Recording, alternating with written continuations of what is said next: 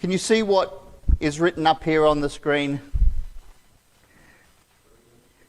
Have you ever asked yourself that question? What's the point? It's not, what's the point? It's, what's the point? What's the point? Do we ever have those days? That's what we're going to be thinking about this morning, because the Lord's message helps us answer that question, helps us see what it's all about.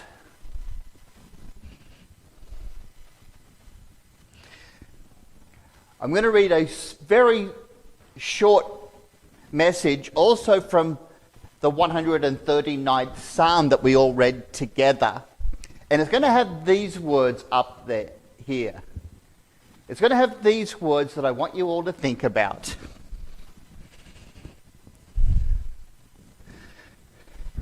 This is from two verses in the 139th Psalm, verses 13 and 14. This is coming from King David, but it's really the Lord speaking through him. You formed my inward parts. I will praise you, for I am fearfully and wonderfully made. Let me read those words again. You formed my inward parts. I will praise you, for I am fearfully and wonderfully made. Amen.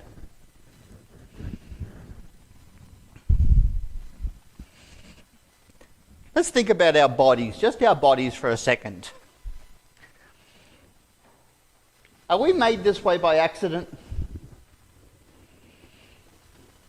Did a whole bunch of stuff in the universe just kind of all of a sudden come together and, wow, look at us? Is that how it happened?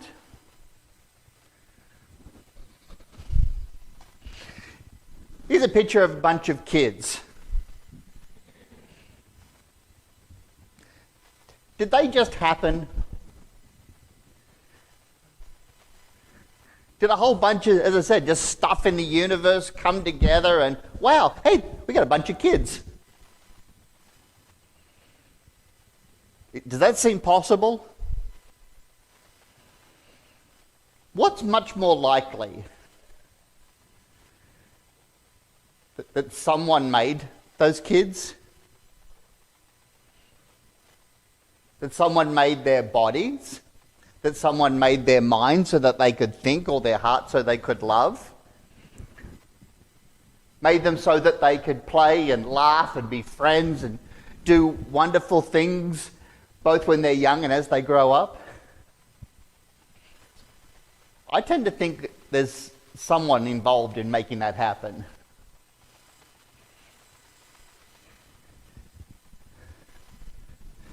So let's go back. If we go back again to our reading from the 139th Psalm, then we have this. It says, you formed my inward parts. Is there more to us than what you can see? If you hold your hand up, everybody hold your hand up. Just your hand. Is your hand just this thing that you can see? What else is going on here? There's all sorts of things going on just in your hand, isn't there?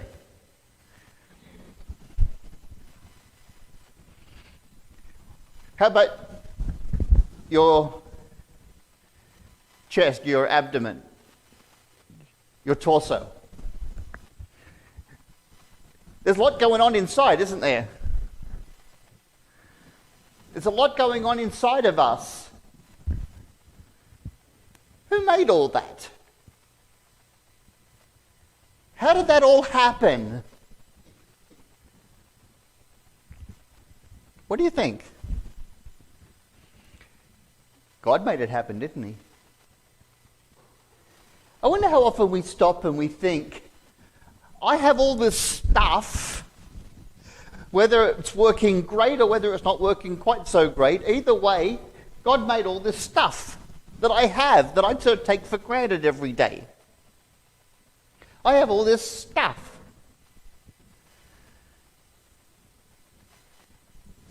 Now, if I have all this stuff, why would somebody have bothered to make all of this for me? Do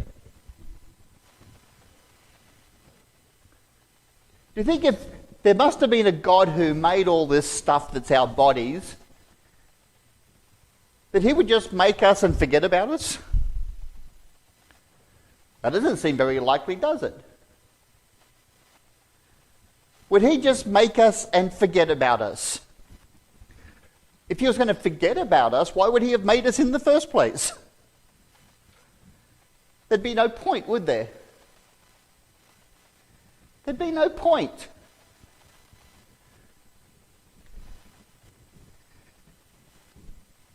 Now, if we look at our bodies, just like we are seeing in the 139th Psalm, if we just look at ourselves and think about all of the parts that make up us, and think, that couldn't just happen by chance. Somebody had to make it, and nobody would make all that stuff and give me life to then not always love me, to then not always care about what's happening to me, to then not want to be with me every little step along the way. Just not possible, is it? Just by looking at our bodies to say, I can see just here in these things that I carry with me that I must be loved and there must be a God. Why else would any of it happen? Does anything else make sense?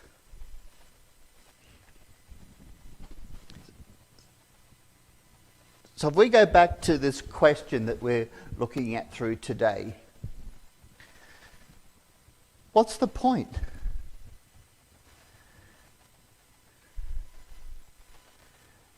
Do we sometimes feel that way? But if there is a God who loves us, that's given us these bodies, then life must always have a reason, mustn't it? There must always be a reason why I'm here. There must always be a reason why I can think and why I can love, why I can do things. There must always be a reason. Maybe we don't know it today. Maybe we can't see it today. But there must always be a reason. And it's helpful if we talk to the Lord, talk to God, isn't it? To see how much he can show us about the reason for it all. Amen.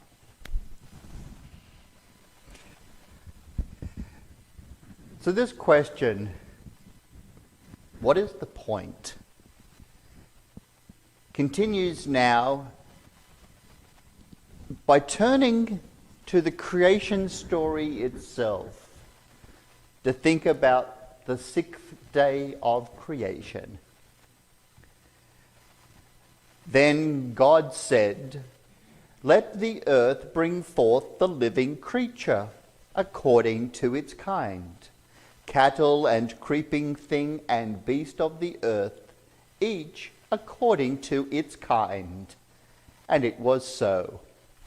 And God made the beast of the earth according to its kind, cattle according to its kind, and everything that creeps on the earth according to its kind. And God saw that it was good. Then God said, "Let us make man in our image, according to our likeness. Let them have dominion over the fish of the sea, over the birds of the air, and over the cattle, over all the earth, and over every creeping thing that creeps on the earth." So God created man in his own image. In the image of God he created him. Male and female he created them. Then God blessed them, and God said to them, "Be fruitful and multiply, fill the earth and subdue it. Have dominion over the fish of the sea, over the birds of the air, and over every living thing that moves on the earth." And God said, "See, I have given you every herb that yields seed, which is on the face of all the earth, and every tree whose fruit yields seed. To you it shall be for food. Also to every beast of the earth, to every bird of the air, and to everything that creeps on the earth in which there is life, I have given every green herb for food." And it was so. Then God saw everything that he had made, and indeed it was very good. So the evening and the morning were the sixth day.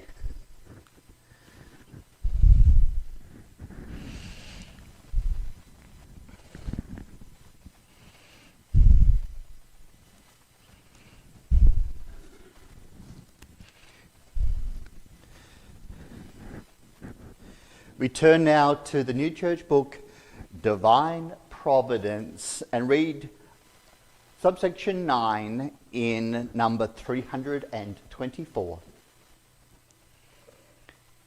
By creation, and therefore by birth, we have the inherent possibility of getting to heaven. All the people who die in early childhood go to heaven. They are raised and taught there the way we are in this world. They absorb wisdom because of their desire for what is good and true, and they become angels. People who are raised and taught in this world could do the same, since what is in little children is also in them. Amen. So end our lessons. May the Lord add his blessing to the hearing and the doing of his word.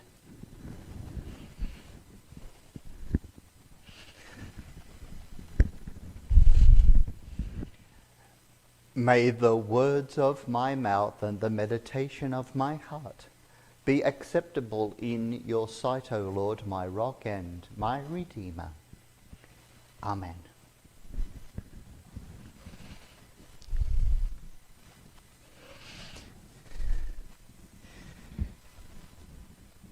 So returning to our basic starting question for today, the question, what's the point? I wonder how often a normal person finds themselves in kind of a low place like that. To be asking that or some similar question, maybe not outwardly, but at least feeling it. What's the point? What's the point of my life? What's the point of my work? What's the point of my efforts? Does any of this make sense? I suspect that it is a very far-reaching, broad human question. That everybody, or virtually everybody, must at some point, sometimes fairly often, find themselves asking a very similar sort of question, or a question of that type. Why am I here? What does it matter? And so we've started to think about the Lord's direct answer to that question. And we continue to focus on the Lord's direct answer to that question by thinking about the creation story itself, the story the Lord gives us to open his word. Because it tells us right there what life is all about.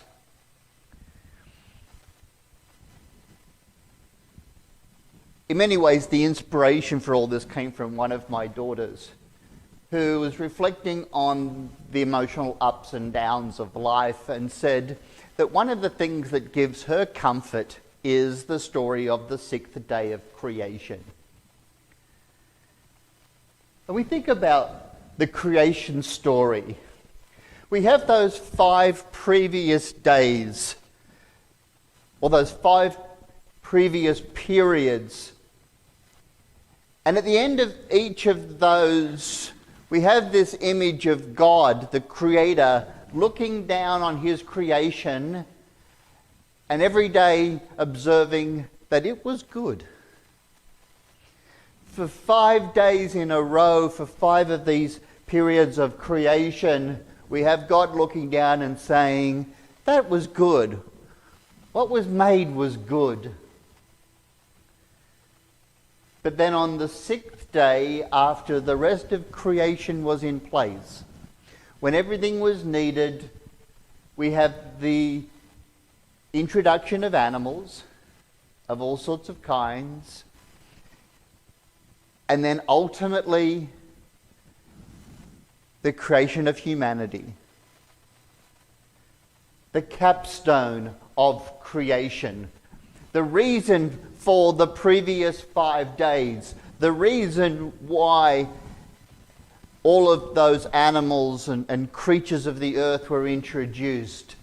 The reason for it all was the thing that was the culmination of creation, which was humanity.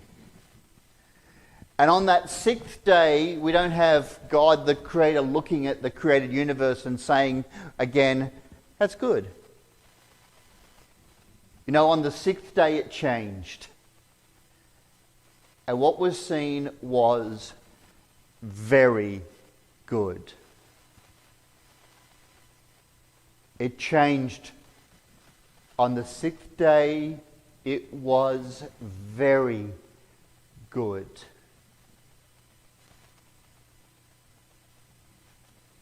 Could God have not seen what would happen? Did the Creator not recognize what these human beings would ultimately end up doing? How much grief they would give each other? How many struggles they would ultimately go through?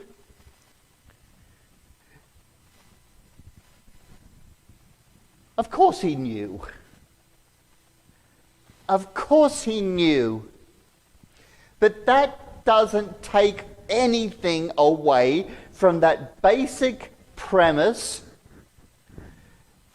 that behold, what he created was very good.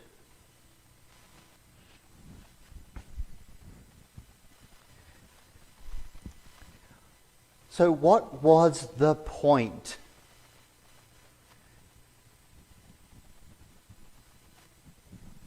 Number 100, sorry, the section, the 300 section of divine providence that we've been thinking about and will continue to think about today is one of the many places that helps us form a picture of the why.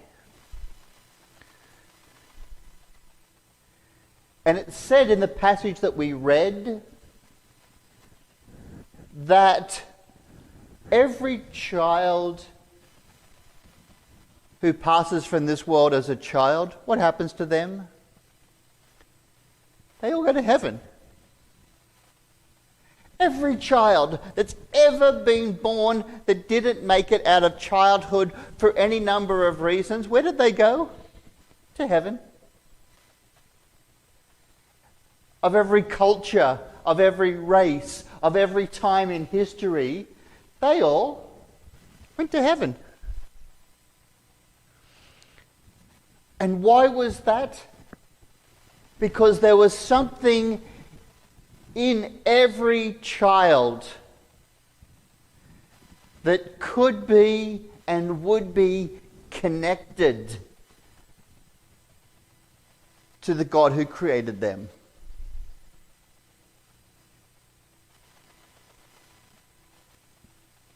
So that passage that we read from Divine Providence 3:24 says we don't lose that in childhood.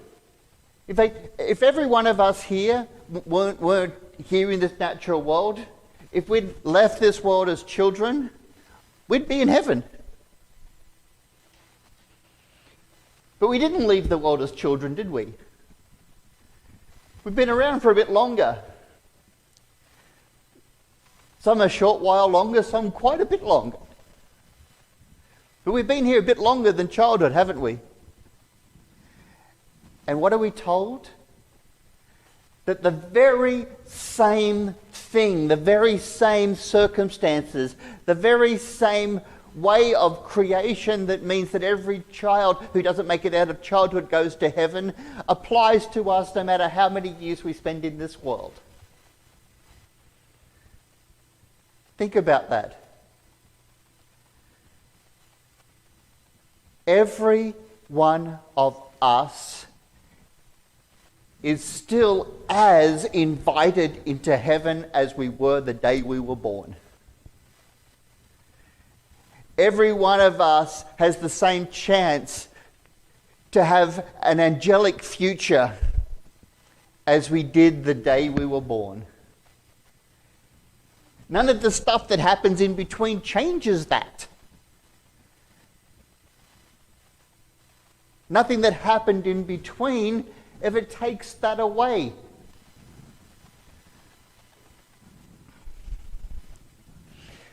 And so we look now at another extract from that same number in Divine Providence, 324.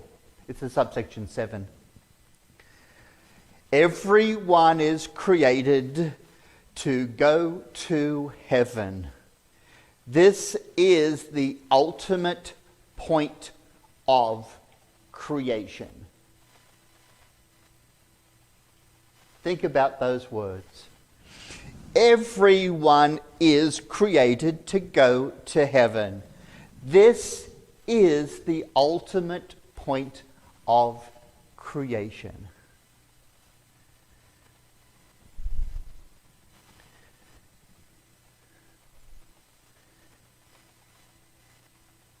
And so we can go back to the original question, what's the point? That question that comes up for every one of us at various stages of life. What's the point? The Lord's answer is very clear, isn't it? The point is that we're meant to go to heaven. The point is that we're meant to be with the Lord in his heavenly kingdom. The point is that we're meant to be an angel. And no matter how rough today has been, no matter how rough yesterday was, no matter how rough we think tomorrow is going to be, it doesn't take away the essential point of creation. So yes, we have in the literal creation story 5 days in which we have the Lord sorting out matter and material and growing things and creating things and producing this natural world. Also the spiritual world. But creating everything so that ultimately he would create people. And those people could be angels. I wonder how radically that idea might ultimately change people's lives, our lives, if we really took it seriously to heart. What is the point of my day today? It's that I might be an angel. What is the point of my day tomorrow? That I again might be an angel, at least practice being an angel. What is the point of this journey that we go through with its ups and downs? So that we might be an angel.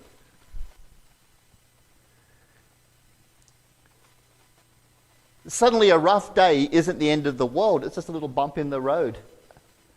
The possibility to learn, perhaps. The opportunity to grow.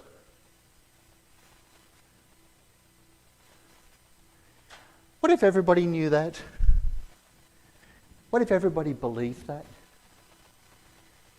Because it's true. And it's the fundamental reason for existence.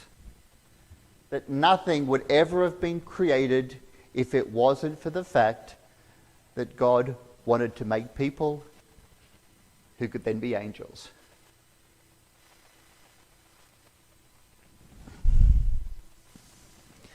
And so, as an extension of all of this, a suggested task for this week, as it's presented in the handout. For the next 48 hours, I will dedicate myself to being the most heavenly person or the most angelic person that I can be. Amen.